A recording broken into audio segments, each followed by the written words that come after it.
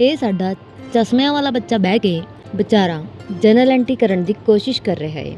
ਪਰ ਜਦੋਂ ਉਹਨੇ ਵਿਚਾਰੇ ਨੇ ਪੜ੍ਹਿਆ ਡੈਬਿਟ ਕ੍ਰੈਡਿਟ ਤਾਂ ਉਹਦੇ ਵਿਚਾਰੇ ਦੇ ਦਿਮਾਗ ਦੇ ਅੰਦਰ ਤਾਂ ਕੀ ਜਾਣਾ ਸੀ, ਜਿਹੜੇ ਉਹਦੇ ਸਿਰ ਦੇ 4 ਵਾਲ ਸੀ ਉਹ ਵੀ ਬਾਹਰ ਆ ਗਏ। And he was so depressed. ਤੇ ਜਦੋਂ ਕੁਝ ਸਮਝ ਨਾ ਆਇਆ ਉਹਨੇ ਗੁੱਸੇ 'ਚ ਕਿਤਾਬਾਂ ਨੂੰ ਹਵਾ 'ਚ ਵਗਾਇਆ। ਤੇ ਤੁਹਾਨੂੰ ਪਤਾ ਹੀ ਹੈ ਪੁਰਾਣੀ ਕਹਾਣੀਆਂ 'ਚ ਕੀ ਹੁੰਦਾ ਹੈ ਕਿ ਜਦੋਂ ਕੋਈ ਇਨਸਾਨ ਬਹੁਤ ਦੁਖੀ ਹੁੰਦਾ ਹੈ ਤਾਂ ਕੋਈ ਸੁਪਰ ਹੀਰੋ ਆਉਂਦਾ ਹੈ ਤੇ ਉਹਨੂੰ ਬਚਾ ਲੈਂਦਾ ਹੈ। ਤੇ ਸੇਮ ਇਸੇ ਤਰ੍ਹਾਂ ਸਾਡੇ ਝੁੰਝੁਨਵਾਲਾ ਦੀ ਲਾਈਫ 'ਚ ਵੀ ਇੱਕ ਸੁਪਰ ਹੀਰੋ ਆਇਆ ਤੇ ਉਸ ਸੁਪਰ ਹੀਰੋ ਨੇ ਬੱਚੇ ਦਾ ਦਰਦ ਬੜੀ ਹੀ ਗੰਭੀਰਤਾ ਨਾਲ ਸੁਣਿਆ ਤੇ ਉਹਦੇ ਦੁੱਖ ਦਰਦ ਨੂੰ ਬਹੁਤ ਗੰਭੀਰਤਾ ਦੇ ਨਾਲ ਸੁਣਨ ਤੋਂ ਬਾਅਦ ਸੁਪਰ ਹੀਰੋ ਨੇ ਉਹਦੇ ਮੂੰਹ ਤੇ ਇੱਕ ਚਪੇੜ ਮਾਰੀ ਤੇ ਕਿਹਾ, ਪਤੰਦਰਾ, ਜੇ ਕਿਤਾਬਾਂ ਹਵਾ 'ਚ ਡਾਉਣ ਨਾਲ ਕਿਸੇ ਨੂੰ ਪੜ੍ਹਾਈ ਆ ਜਾਂਦੀ ਤੇ ਲੋਕਾਂ ਨੇ ਹਵਾ 'ਚ ਕਿਤਾਬਾਂ ਡਾੜ ਕੇ PhD'ਆਂ ਨਹੀਂ ਕਰ ਲੈਣੀਆਂ ਸੀ। ਤਾਂ ਪੁੱਤ, ਇਹਨੂੰ ਹਵਾ 'ਚ नहीं डाना ਹੁੰਦਾ, ਇਹਨੂੰ खोल के पढ़ना ਹੁੰਦਾ है। तो अभी अब अपने दिमाग और किताब दोनों को खोल के सुनो। सुपर हीरो ने क्वेश्चन को किस तरीके से समझाया। तो क्वेश्चन में पहली एंट्री है जो सुपर हीरो ने पढ़ के सुनाई, withdrew cash from office for personal use ₹2500। Withdrew cash यानी कि पैसा निकाला, फ्रॉम मतलब से, ऑफिस मीन्स ऑफिस से पैसा निकाला, फॉर पर्सनल यूज़, पर्सनल मतलब अपने पर्सनल खर्चे के लिए। जैसे मैंने पहले भी बता रखा है कि बिजनेस अलग होता है और ओनर अलग होता है, यानी कि हम ये मान के चलते हैं कि बिजनेस अलग है और मालिक अलग है, ठीक है। अब कई लोग पूछेंगे ऐसा क्यों? ऐसा इसलिए कि अगर मालिक अलग नहीं होगा तो मालिक ने जितना पैसा लगाया वो उठा के सारा उड़ा देगा। उसके जो बिगड़ैल बच्चे हैं, वो बिजनेसमैनों के बच्चे बिगड़ैल होते हैं, तो वो आएंगे ऑफिस से, पैसा उठाएंगे और सारा उड़ा देंगे, तो बिजनेसमैन तो खाली हो जाएगा ना।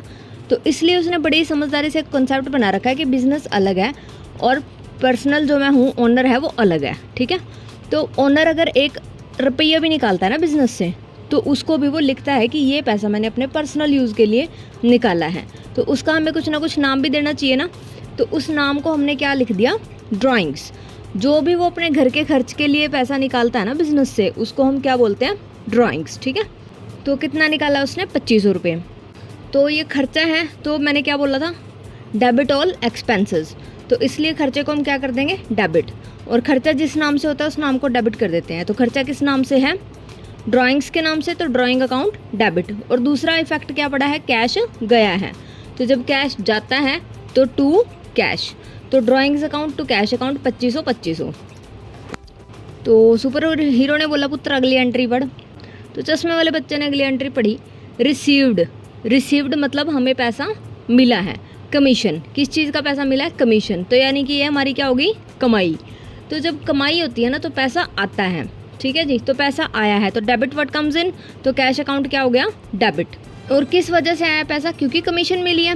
क्रेडिट ऑल दी इनकम्स, तो to commission, cash account to commission account 700। अब सुपर हीरो ने बोला, बेटा तीसरी एंट्री पढ़ो। तो third entry is wages paid by cheque ₹1200। तो यानी कि चेक से, जब हमने किसी को चेक दे दिया ना कि ले भाई मेरे चेक से पैसे निकलवा लियो बैंक में से, ठीक है। तो वो चेक से ऑफिस में तो जाके चेक नहीं लगाएगा ना, वो कहाँ लगाएगा, बैंक में जाके, ठीक है। इट मीन्स ये पैसा कहाँ से जाएगा, बैंक से। और दूसरा वेजेस तो आपको पता ही है, वेजेस क्या होती है, जो फैक्ट्री में वर्कर काम कर रहे हैं उनको जो तनख्वाह हम देते हैं ना, उसको हम क्या बोलते हैं, वेजेस। पेड का तो पता ही होगा कि पेड हमने पैसे दिए, तो वेजेस पेड बाय चेक, यानी कि हमने जो वर्कर थे ना, जो हमारी फैक्ट्री में दिहाड़ी मजदूरी कर रहे हैं, उनको हमने क्या दे दिया, चेक दे दिया। कितने रुपए का, 1200 रुपये। तो अब वेजेस है, क्या है, ये खर्चा है, तो इसलिए खर्चे को हम क्या कर देंगे, डेबिट। तो वेजेस अकाउंट डेबिट। और इसमें क्योंकि पैसा बैंक से गया है, कैश नहीं गया, तो इसलिए to bank account 1200। Next entry is withdrew cash from bank for office use ₹1600। Withdrew means निकालना, कैश फ्रॉम बैंक मतलब बैंक से पैसा निकाला है। और क्यों निकाला है, फॉर ऑफिस यूज़, ऑफिस में यूज़ करने के लिए पैसा निकाला है। कितना, 1600 रुपये। तो इट मीन्स ऑफिस में पैसा आया और बैंक से पैसा गया। तो ऑफिस में पैसा आया तो कैश अकाउंट डेबिट, और बैंक से पैसा गया तो टू बैंक अकाउंट क्रेडिट, 1600। अब fifth entry is dividend received through cheque ₹650। Dividend receive हुआ। डिविडेंड क्या होता है, आपने किसी कंपनी के शेयर खरीद रखे हैं और वो कंपनी, अब आपने शेयर खरीदे क्यों है, ताकि उससे आप पैसा कमा सको। तो वो जो पैसा मिलता है ना, जो आपने अपना पैसा किसी कंपनी में लगा रखा है, शेयर खरीदे हुए हैं, तो उन शेयर्स के ऊपर जो आपको पैसा मिलता है उसको हम बोलते हैं डिविडेंड, ठीक है जी। तो डिविडेंड रिसीव्ड यानी कि वो डिविडेंड हमें मिला है, तो कमाई होगी हमारी थ्रू चेक, चेक से मिला है। चेक से मिला है तो पैसा कहाँ आएगा, ऑब्वियस सी बात है, बैंक में। तो बैंक में पैसा आया है और आया किस वजह से, डिविडेंड। तो क्या एंट्री होगी, bank account to dividend account 650। Now the next entry is purchase machinery. Purchase मतलब खरीदना, मशीनरी मीन्स मशीनरी तो पता ही है आपको। तो मशीनरी खरीदी है हमने from Accent company. Accent company से मशीनरी खरीदी है कितने की, 10,000 की।